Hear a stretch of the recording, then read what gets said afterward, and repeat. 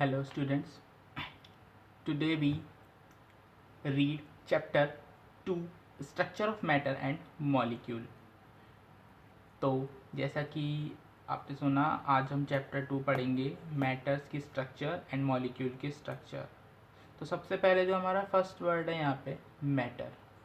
तो सबसे पहले हम मैटर के बारे में समझेंगे कि मैटर क्या होता है। What is the matter? What is the matter? Everything around us, such as soil, water, air, consists of some tiny particles. They have some mass, they have some volume, and they occupy some space. These tiny particles are called matter. तो जैसा कि अभी मैंने यहाँ पे एक paragraph पढ़ा, उसके अंदर है कि जो भी आपके आसपास चीज़ें उपस्थित है या प्रेजेंट हैं, ठीक है, वो सब छोटे छोटे पार्टिकल से मिलके बनी होती हैं और छोटे छोटे मॉलिक्यूल से मिलके बनी होती है। पार्टिकल कह लो या मॉलिक्यूल कह लो, कोई ज़्यादा वो नहीं है, ठीक है। पार्टिकल से मिलके बनी होती है या मॉलिक्यूल से मिलके बनी होती है।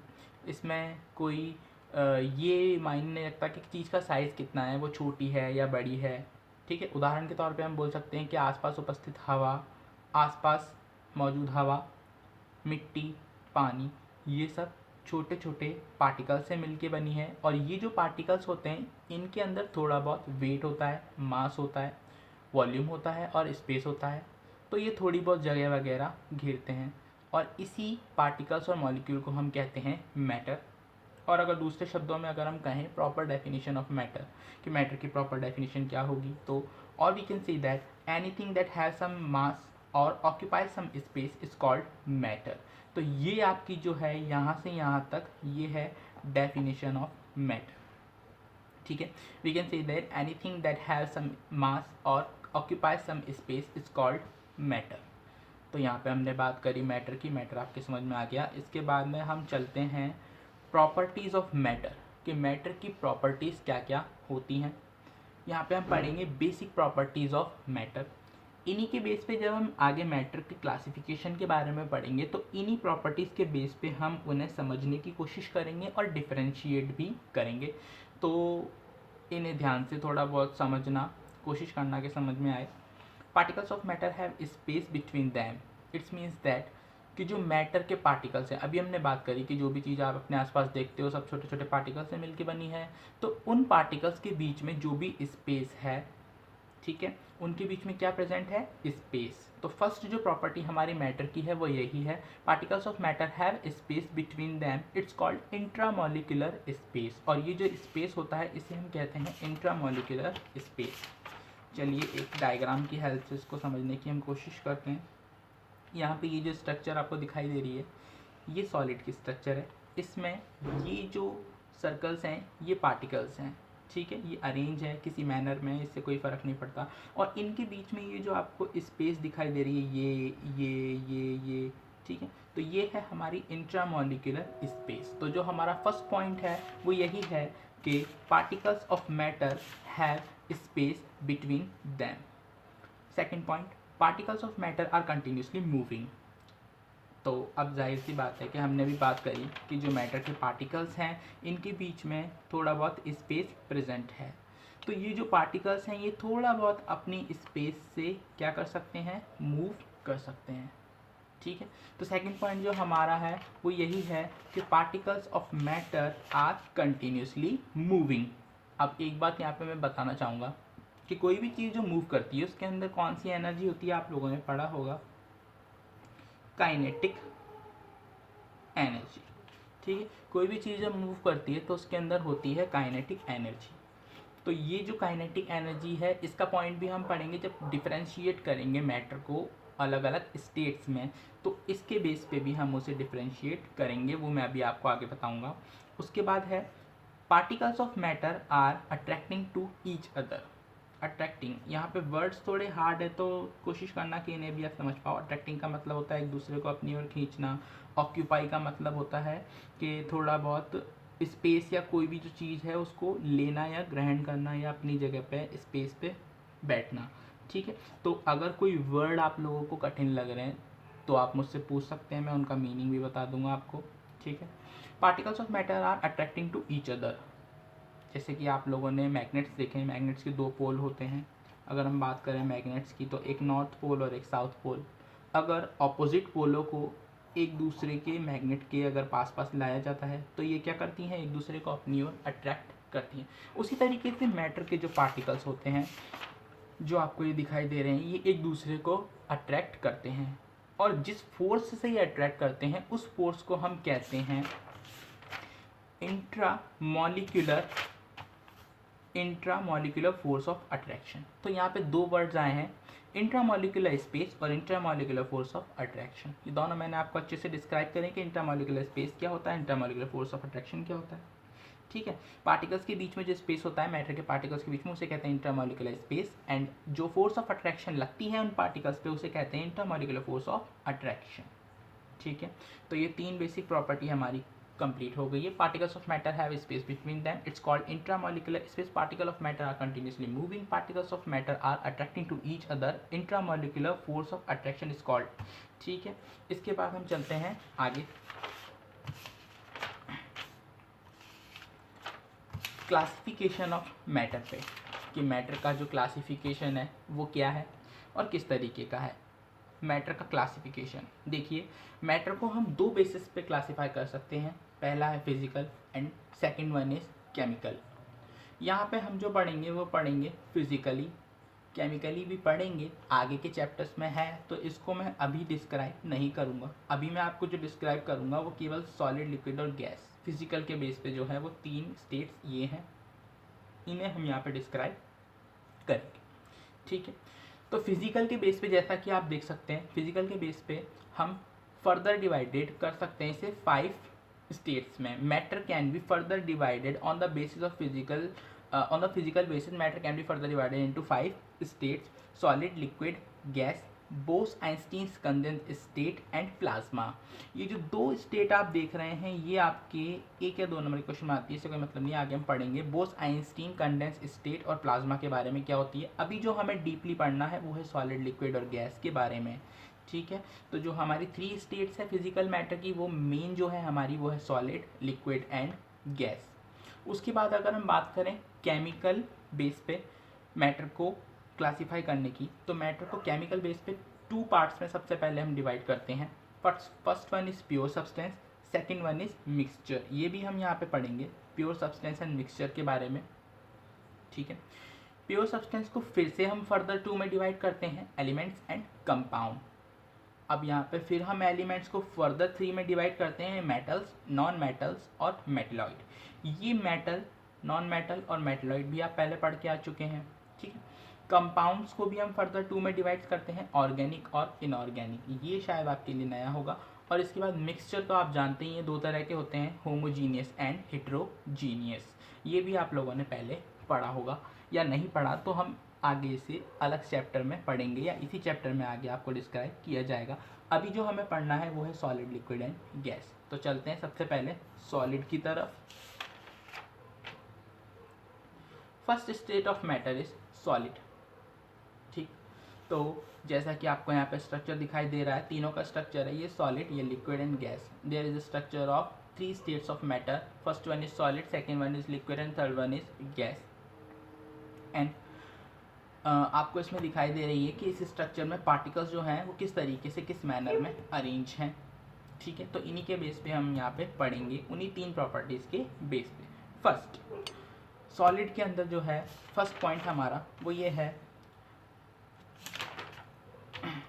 Intramolecular space between the particles of solid is less than liquid and gases. यानी कि जो सॉलिड्स होंगे, इसके जो पार्टिकल्स होंगे, इनके बीच में मिलने वाला इंट्रामॉलिक्यूलर स्पेस जो होगा वो लिक्विड और गैसेस के कंपैरिजन में कैसा होगा, कम होगा, ध्यान रखना। ठीक है, इंट्रामॉलिक्यूलर स्पेस जो है वो इन दोनों के कंपैरिजन में कैसा होगा, कम होगा। ठीक है, अब देखते हैं हम इनके हमने पढ़ा था कि particles of matter are continuously moving. ठीक है, तो अब हम देखेंगे सेकंड पॉइंट क्या होगा हमारा सॉलिड का। सॉलिड का जो सेकंड पॉइंट होगा वो ये होगा कि particles of solid consist low kinetic energy comparison in liquid and gas. अभी मैंने आपको पहला जैसे कि एक्सप्लेन करा था कि कोई भी पार्टिकल्स या कोई भी चीज़ें मूव करती है तो उसके अंदर काइनेटिक एनर्जी होती है। हमने ये पॉइंट भी पढ़ा है कि particles of matter are continuously moving. तो ये जो पार्टिकल्स हैं ये कंटिन्यूसली क्या करेंगे, मूव करेंगे, इनके अंदर काइनेटिक एनर्जी होगी। बट अब आप यहाँ पे देखिए कि इनके पास में इतना स्पेस नहीं है कि ये अच्छे से मूव कर पाएँ, तो इनकी काइनेटिक एनर्जी कैसी होगी इन दोनों के कंपैरिजन में, लो। ठीक है, थर्ड पॉइंट जो है हमारा, अब हम वो पढ़ते हैं। Intramolecular force of attraction in particles of solid is higher than liquid and gases. ठीक है, तो यहाँ पे जो इंट्रामोलिकुलर फोर्स ऑफ अट्रैक्शन होगा सॉलिड्स के पार्टिकल्स में, वो लिक्विड और गैसेस से कैसा होगा, ज़्यादा। ध्यान रखिएगा, इंट्रामोलिकुलर स्पेस तो कम होगा और इंट्रामोलिकुलर फोर्स ऑफ अट्रैक्शन कैसा होगा, ज़्यादा। ठीक है, इसके बाद में हम चलते हैं density. Density of solid is higher than liquid and gases. तो देखिए, आप लोग शायद डेंसिटी ना जानते हो, मैं थोड़ा बहुत डेंसिटी को एक्सप्लेन करता हूँ।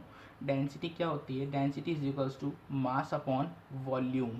ठीक है, यानी कि डेंसिटी जो होती है वो हमारा मास को जब हम वॉल्यूम से डिवाइड करते हैं तो डेंसिटी आती है, या फिर हम डेंसिटी को कह सकते हैं एक पर्टिकुलर एरिया में नंबर ऑफ पार्टिकल प्रेजेंट। ठीक है, तो जितना ज़्यादा सब्सटेंस का वेट होगा उतनी ज़्यादा उसकी क्या होगी, डेंसिटी होगी। तो आपने देखा होगा एक पत्थर का जो वेट होता है वो ज़्यादा होता है कंपैरिजन इन वाटर या फिर एयर। ठीक है, तो सॉलिड जो है उनका वेट कैसा होता है, ज़्यादा, यानी कि उनकी डेंसिटी कैसी होती है, ज़्यादा। ठीक है, comparison in liquid and gases, तो ये चीज़ ध्यान रखिएगा, density of the solid is higher than liquid and gases. ठीक है, इसके बाद में एक जो प्रॉपर्टी हम फर्स्ट पॉइंट वैसे होना चाहिए था बट इसको मैं लास्ट में बोल रहा हूँ क्योंकि जो तीन पॉइंट मैंने बताया वो ज़्यादा इंपॉर्टेंट थे। ठीक है, इसलिए solids have a fixed shape, मतलब कि सॉलिड्स जो होते हैं उनकी एक क्या होती है, फिक्स्ड शेप होती है, इसलिए सॉलिड्स को कहते हैं रिजिड। क्या कहा जाता है इन्हें, रिजिड। ठीक है, सॉलिड्स को क्या कहते हैं, solids have a definite volume, इनका वॉल्यूम भी फिक्स होता है और इनकी शेप भी फिक्स होती है और इनको कहते हैं रिजिड। रिजिड का मतलब होता है कठोर, हिंदी में से कहते हैं कठोर, रिजिड होता है कठोर। ठीक है, आप लोग जानते ही हैं जो भी चीज़ सॉलिड होती है वो कैसी होती है, कठोर। ठीक है, आगे चलते हैं हम लिक्विड्स पर।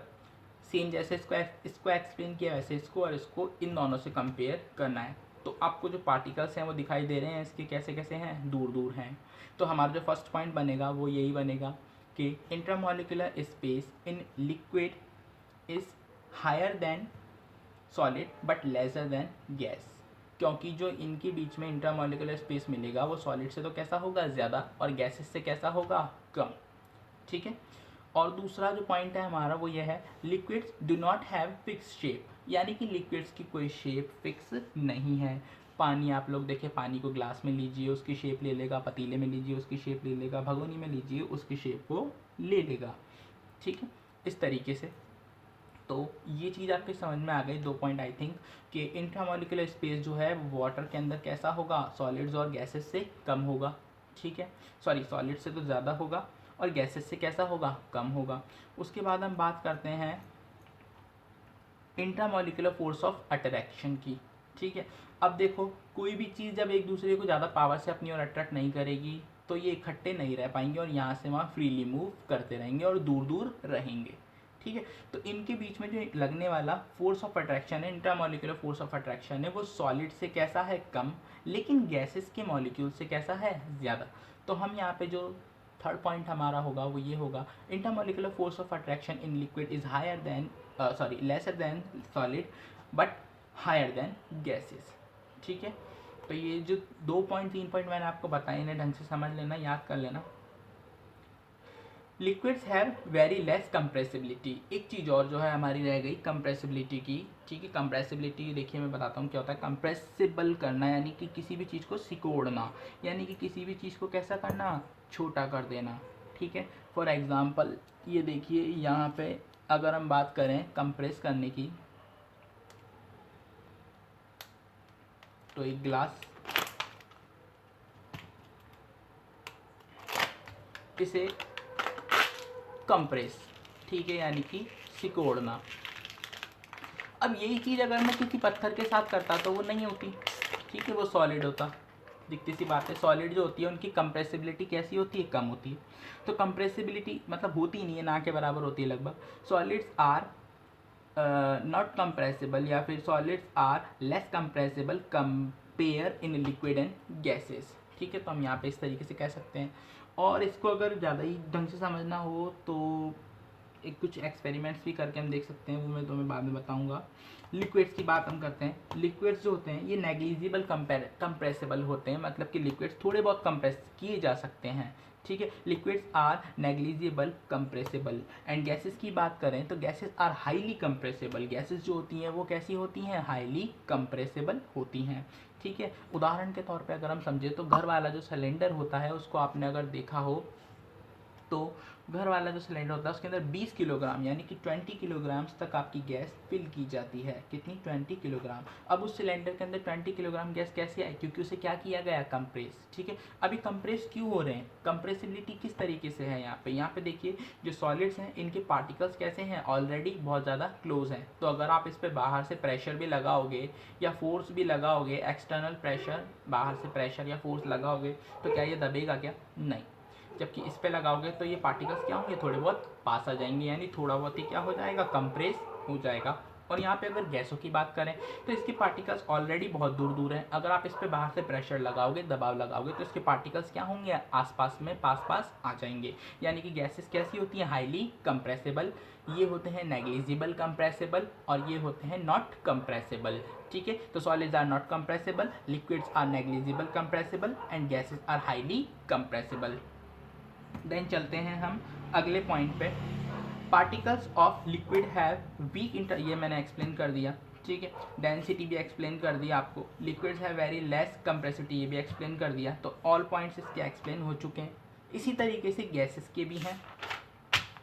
Gases do not have a fix shape and volume. देखिए 3 जो मेन पॉइंट है वो ध्यान रखने वाले ये हैं कि solids have a fix shape, liquid do not have a fix shape and gases also do not have fix shape.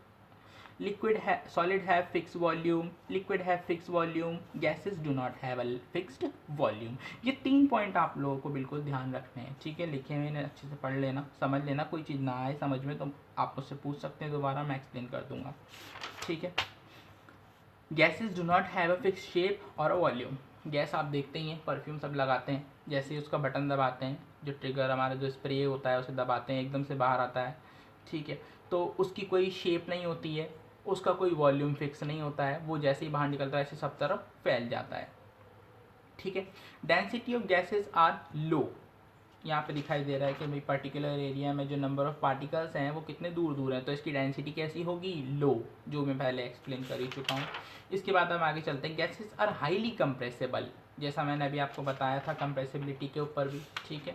तो उसके बाद में है the particles of gases have negligible intramolecular force of attraction. अब ये जो सारी हमने बात की, कंप्रेसिबिलिटी, डेंसिटी, ये सब क्यों हो रही है, क्योंकि इनके जो पार्टिकल्स हैं वो एक दूसरे को क्या कर रहे हैं, कम पावर से अट्रैक्ट कर रहे हैं।